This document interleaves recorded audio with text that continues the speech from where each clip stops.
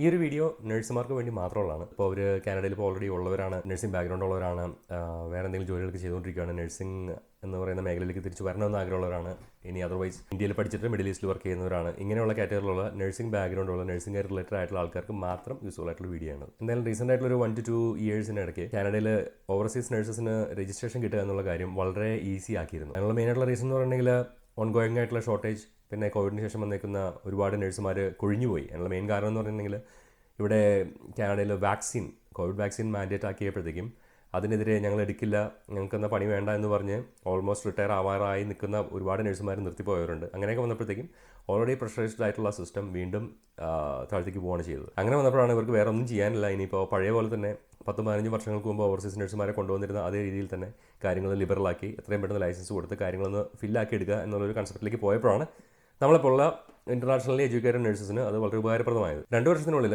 ഏകദേശം ഇത് തുടങ്ങിയത് ആദ്യം നിങ്ങൾക്ക് അറിയാവുന്ന പോലെ തന്നെ CNO, college of nurses of Ontario nursing regulatory ബോഡിയാണ് ഇത് ആദ്യം തുടങ്ങിയത്. അതിനുശേഷം അവരെ ഫോളോ ചെയ്തുകൊണ്ട് ആൽബർട്ട അതിലും ഈസിയാക്കി കഴിഞ്ഞ ഒരു വർഷം കൊണ്ട്, അതായത് 2023 ഏപ്രിൽ മുതൽ ആൽബർട്ട കൊണ്ടുവന്നൊരു നിയമം എന്ന് പറയുമ്പോഴത്തേക്കും നിങ്ങൾക്ക് IELTS വേണ്ട, ഒന്നും വേണ്ട, ഒരു സംഭവം വേണ്ട. അതായത് ആൽബർട്ട കൊണ്ടുവന്ന ചേഞ്ച് എന്ന് പറയുമ്പോഴത്തേക്കും ഈവൻ ബെറ്റർ ദാൻ ഒണ്ടാരിയോ ആയിരുന്നു. അതായത് ഒണ്ടാരിയോയിൽ NNAS എന്ന് പറയുന്ന ഒരു പ്രോസസ്സ് ചെയ്യണം, അതിനൊരു $650 ഫീസ് കൊടുത്തിട്ടുള്ള ഒരു 6-8 മാസം എടുക്കുന്ന, ചിലപ്പോൾ ഒരു വർഷം വരെ എടുക്കാവുന്ന ഒരു പ്രോസസ്സായിരുന്നു. ആൽബർട്ട അതും ബൈപ്പാസ് ചെയ്തിട്ട് NNAS ഒന്നും വേണ്ട, ഡയറക്റ്റ് ആയിട്ട് നിങ്ങൾക്ക് അപ്ലൈ ചെയ്യാം വിത്തൗട്ട് NNAS. നിങ്ങൾക്ക് ഈ പറയുന്ന IELTS വേണ്ട, ഇന്ത്യയിൽ പഠിച്ചിട്ടുണ്ടായാൽ മതി, അല്ലെങ്കിൽ ഫിലിപ്പീൻസിൽ പഠിച്ചിട്ടുണ്ടായാൽ മതി. അങ്ങനെയുള്ള ഒരു 9 കൺട്രീസിൻ്റെ കൊടുത്തിട്ട് എനിവേ കാര്യങ്ങൾ വളരെ സ്മൂത്തായിട്ടാണ് പോയിക്കൊണ്ടിരുന്നത്. അപ്പോൾ ഞാൻ ഇതിന് മുമ്പുള്ള വീഡിയോസിലും പറയുമായിരുന്നു, ഇത്ര സ്മൂത്തായിട്ട് പോയിക്കൊണ്ടിരിക്കുന്നത് ഒരുപാട് കാലം നിൽക്കില്ല, എത്രയും വേഗം ചെയ്യാനുള്ളവർ ചെയ്യുക. കാരണം ആ ഒരു പ്രൊവിഷൻ എന്ന് പറയുമ്പോഴത്തേക്കും അവർക്ക് ആവശ്യമുള്ള ആൾക്കാർ ആവുന്നത് വരേ ഉള്ളൂ. അത് കഴിയുമ്പോഴത്തേക്കും അവർ പഴയ പോലെ തന്നെ അവർ സ്ട്രിക്റ്റ് ആവും, കാര്യങ്ങൾ പഴയ പോലെ തന്നെ ആക്കും.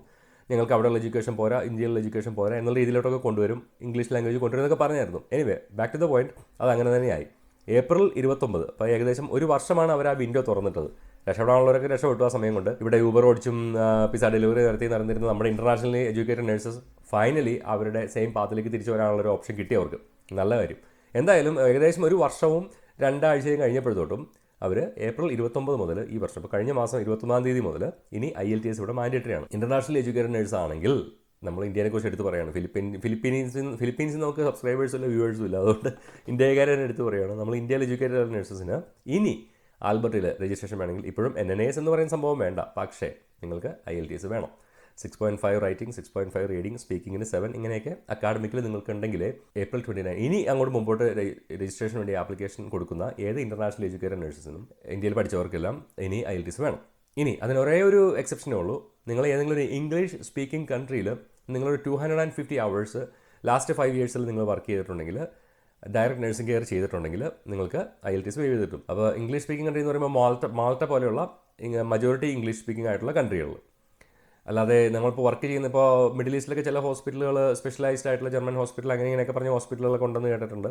പക്ഷേ അങ്ങനെയുള്ളവരല്ല, അവിടെയുള്ള പേഷ്യൻ്റ് പോപ്പുലേഷൻ സംസാരിക്കുന്നതെന്നുള്ളതല്ല, ആ കൺട്രിയിലെ official language majority speaking language ആണ് ഇംഗ്ലീഷ് ആണെങ്കിൽ അങ്ങനെയുള്ളവർക്ക് IELTS വേവ് ചെയ്ത് കിട്ടും. ആൽബർട്ടയുടെ വാതിൽ ഏകദേശം പഴയ പോലെ തന്നെ അടച്ച് സ്ട്രിക്റ്റ് ആക്കിയേക്കുവാണ്. ഇനി ആൽബർട്ടയിലോട്ട് പഴയ ഈ കഴിഞ്ഞ ഒരു വർഷം കൊണ്ട് എങ്ങനെ നടന്നിരുന്നോ അതുപോലെ നടക്കില്ല. അപ്പോഴും CNO അല്ലെങ്കിൽ college of nurses of Ontario അപ്പോഴും ഓപ്പൺ ആയിരുന്നു. അവർ ചേഞ്ചൊന്നും കൊണ്ടുവന്നിട്ടുണ്ടായിരുന്നില്ല, പക്ഷേ എസ്റ്റാബ്ലിഷ് ആയിട്ടില്ല.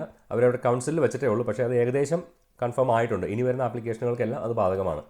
അതെന്താണെന്ന് വെച്ചിട്ടുണ്ടെങ്കിൽ നമ്മുടെ നാട്ടിൽ GNM BSc ഉണ്ടല്ലോ. അപ്പോൾ GNM പഠിച്ചവർക്ക് ഇനി രജിസ്റ്റേർഡ് നഴ്സായിട്ട് ഒണ്ടാരിയോയിൽ ആപ്ലിക്കേഷൻ കൊടുക്കാൻ പറ്റില്ല. നിങ്ങൾ GNM പഠിച്ചവരാണെങ്കിൽ ചെയ്യാൻ പറ്റുന്ന ഒരേ ഒരു ഓപ്ഷൻ RPN അല്ലെങ്കിൽ registered practical nurse, otherwise licensed practical nurse എന്നൊക്കെ പറയുന്ന ആ ഒരു കാറ്റഗറിയിലേക്ക് ഡിപ്ലോമ ഹോൾഡേഴ്സിന് ഇനി അപ്ലൈ ചെയ്യാൻ പറ്റുള്ളൂ ഒണ്ടാരിയോയിൽ. നിങ്ങൾ BSc നഴ്സിംഗ് കഴിഞ്ഞവരാണെങ്കിൽ മാത്രമേ നിങ്ങൾക്ക് RN രജിസ്ട്രേഷന് വേണ്ടി RN ആപ്ലിക്കേഷൻ നിങ്ങൾക്ക് ഫയൽ ചെയ്യാൻ പറ്റുള്ളൂ ഒണ്ടാരിയോയിൽ. അപ്പോൾ ഏകദേശം ഒണ്ടാരിയോയും കാര്യങ്ങൾ ടൈറ്റ് ആക്കിക്കൊണ്ടിരിക്കുകയാണ്.